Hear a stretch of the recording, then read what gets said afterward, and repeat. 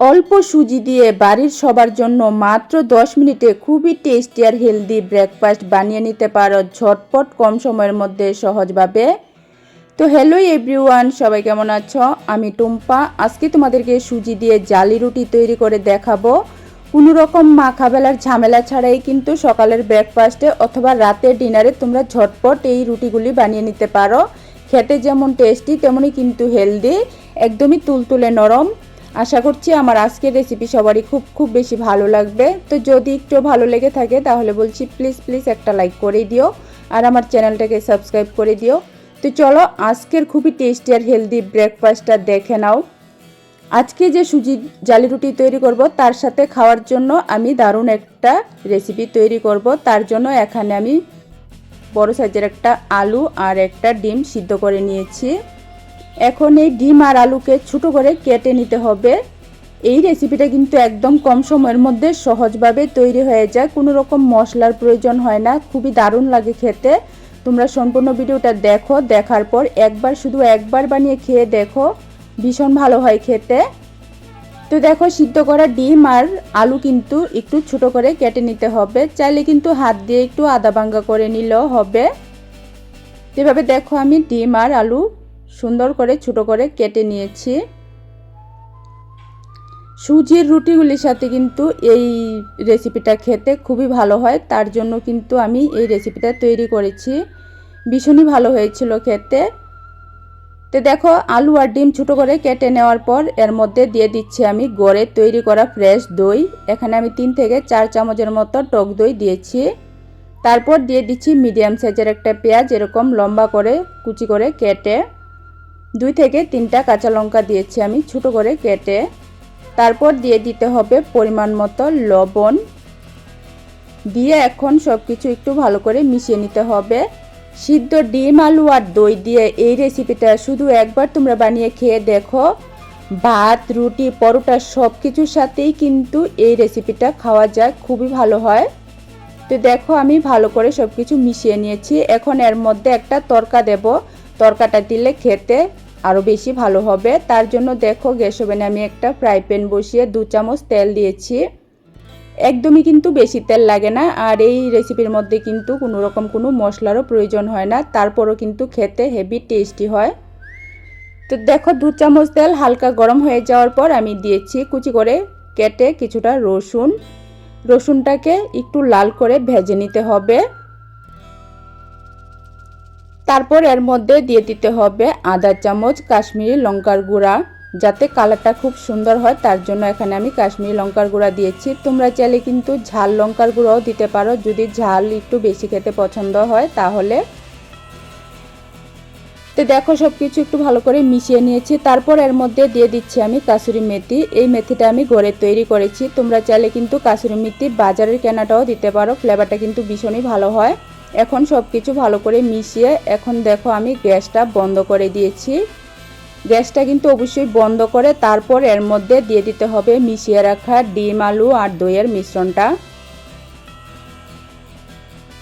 এখানে কিন্তু অবশ্যই খেয়াল রাখবে গ্যাসটা বন্ধ করে তারপর কিন্তু শুধু তরকার সাথে মেশাতে হবে ডিম আলু আর দইয়ের মিশ্রণটা। তো দেখো একটু ভালো করে মিশিয়ে নিলেই কিন্তু খুবই চটপটা টেস্টি একটা দই আলু ডিমের রেসিপি তৈরি হয়ে যাবে। এই রেসিপিটা কিন্তু তোমরা ভাত রুটি পরোটা সব কিছুর সাথেই খেতে পারো, খুবই ভালো লাগে। হাতে যদি সময় কম থাকে, সবজি রান্নার সময় না থাকে, তাহলে সামান্য দই আর আলু ডিম দিয়ে এই রেসিপিটা একবার বানিয়ে খেয়ে দেখো, ভীষণ ভালো হয় খেতে। তো দেখো সব কিছু মিশিয়ে নিয়েছি, কালারটা কত সুন্দর হয়েছে। এখন নামিয়ে আমি একটা প্লেটের মধ্যে ঢেলে নিয়েছি। এভাবে কিন্তু তোমরা তৈরি করে রুটি পরোটা ভাতের সাথে পরিবেশন করতে পারো, খেতে কিন্তু ভীষণই ভালো হয়। তো আমার দইটা বেশি টক ছিল না, তার জন্য দেখো আমি কিছুটা লেবুর রস মিশিয়ে নিয়েছি। দইটা যদি টক হয় তাহলে কিন্তু লেবুর রস মেশানোর কোনো প্রয়োজন নেই। আমার দইটা বেশি টক ছিল না, তাই আমি একটু লেবুর রস মিশিয়ে নিয়েছি। দেখো কত সুন্দর লোভনীয় খাবারটা তৈরি হয়েছে। আজকে যে সুজির রুটিগুলি তৈরি করব তার সাথে কিন্তু এই দই আলু ডিমের রেসিপিটাই আমি পরিবেশন করেছিলাম, সবাই খুব বেশি পছন্দ করেছিল। এখন আমি সুজির জালি রুটি তৈরি করব, তার জন্য দেখো মিক্সিং বলের মধ্যে আমি ছোটো বাটি দিয়ে 1 বাটি সুজি নিয়েছি। যেই বাটি দিয়ে আমি সুজি নিয়েছি সেই বাটি দিয়ে দেখো আধা বাটি নিয়েছি আমি ময়দা। ময়দার পরিবর্তে তোমরা এখানে আটাও দিতে পারো। তারপর এখন দিয়ে দিচ্ছি আমি পরিমাণ মতো একটু লবণ, দিয়ে এই শুকনা উপকরণগুলি একটু মিশিয়ে নিতে হবে। এখানে খেয়াল রাখবে যতটুকু সুজি নেবে তার অর্ধেক কিন্তু ময়দা বা আটা দিতে হবে, এই মাপটা কিন্তু একটু খেয়াল রাখবে।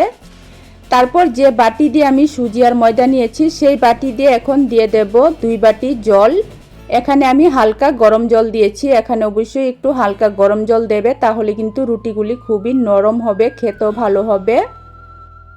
1 বাটি সুজির জন্য এখানে আমি হালকা গরম জল দিয়েছি 2 বাটি। এই পরিমাপগুলি কিন্তু একটু খেয়াল রাখবে, পরিমাপটা ঠিক থাকলে কিন্তু রেসিপিটা বেশি ভালো হবে। জালি রুটিগুলি কিন্তু খুবই সুন্দর তুলতুলে নরম হবে। তারপর দেখো সব কিছু একটু ভালো করে মিশিয়ে নিতে হবে।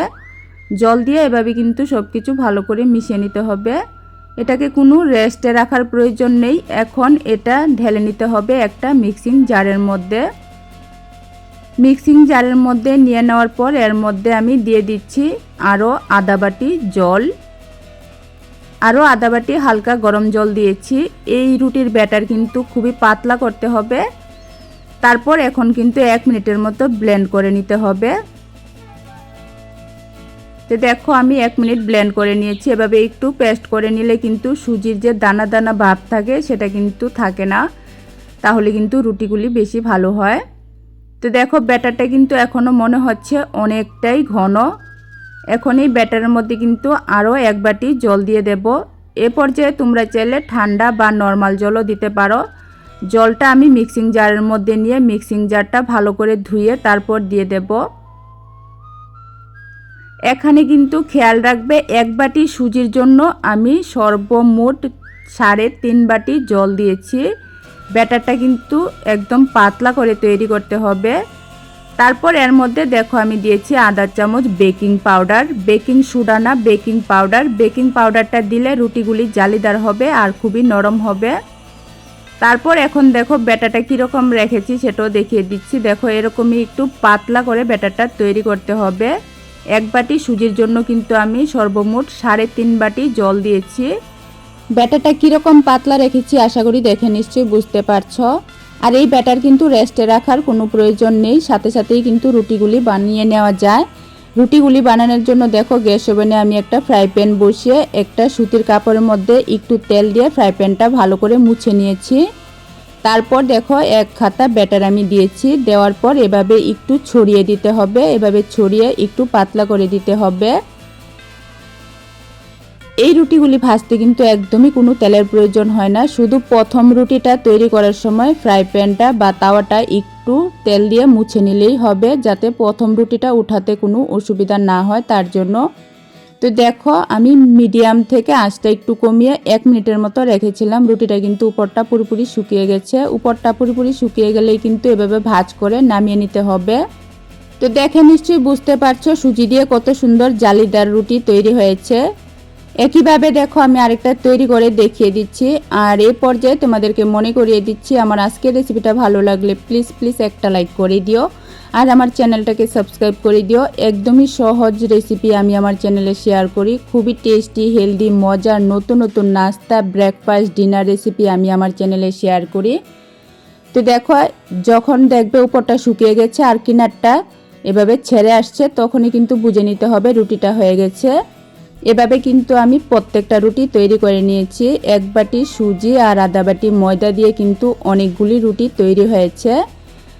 আজকে যে আলু ডিম আর দইয়ের রেসিপিটা তৈরি করেছিলাম সেটার সাথেই আমি কিন্তু সকালের ব্রেকফাস্টে এই সুজির জালি রুটিগুলি পরিবেশন করেছিলাম। খেয়ে কিন্তু সবাই খুব পছন্দ করেছিল।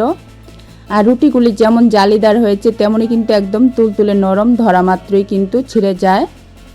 তো রেসিপি কেমন লেগেছে অবশ্যই কমেন্ট করে জানিও। আবারও আরেকটা রেসিপি নিয়ে আসবো। আজকের জন্য টাটা।